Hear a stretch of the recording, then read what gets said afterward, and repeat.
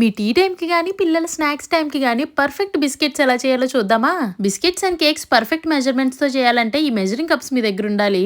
First నేను ఇక్కడ 150 నుంచి 200 గ్రామ్స్ వరకు బటర్ తీసుకున్నాను. అది మెత్తపడిన తర్వాత స్మూత్ గా క్రీమ్ లా అయ్యేంత వరకు కూడా బీట్ చేసుకోవాలి. ఇప్పుడు మనం బిస్కెట్స్ కోసం 1.5 కప్ మైదా తీసుకుందాం. మైదా అంతా ఒకేసారి వేసేయకుండా నేను ఇక్కడ 2 పోర్షన్స్ కింద వేసాను.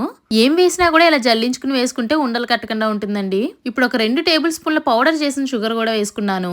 ఆ తర్వాత ఒక 4 టేబుల్ స్పూన్ల కస్టర్డ్ పౌడర్, అలాగే ఒక 6 టేబుల్ స్పూన్ల వరకు మిల్క్ పౌడర్, చిటికడంత ఉప్పు, అలాగే 1 టేబుల్ స్పూన్ బేకింగ్ పౌడర్, అలాగే ½ టీ స్పూన్ బేకింగ్ సోడా కూడా వేసుకుని ఇలా జల్లించుకున్నాను.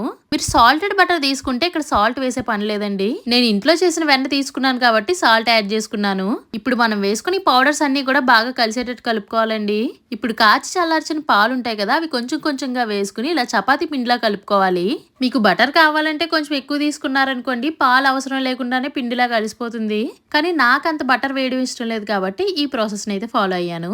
ఇప్పుడు అలా కలిపి పెట్టుకున్న పిండిని ఒక పావు గంట సేపు ఫ్రిడ్జ్ లో ఉంచి తర్వాత ఇలా మనకు నచ్చిన షేప్స్ లో బిస్కెట్స్ లా తయారు చేసుకోవడమే. ముందుగా అవన్నీ 180 డిగ్రీస్ లో కన్వెక్షన్ మోడ్ లో పెట్టాను. ఆటోమేటిక్ గా 4 నిమిషాల తర్వాత ఆగిపోతుంది. ఇప్పుడు మనం 180 డిగ్రీస్ దగ్గర 16 నుంచి 20 నిమిషాల వరకు బేక్ చేసుకుంటే బిస్కెట్స్ రెడీ అయిపోతాయండి. టేస్ట్ మాత్రం చాలా బాగుంటాయి. మీ పిల్లల కోసం తప్పకుండా ఒకసారి ఇలా ట్రై చేసేయండి. వీడియో నచ్చితే మాత్రం లైక్ చేసి షేర్ చేసి వెంటనే సబ్స్క్రైబ్ చేసేయండి.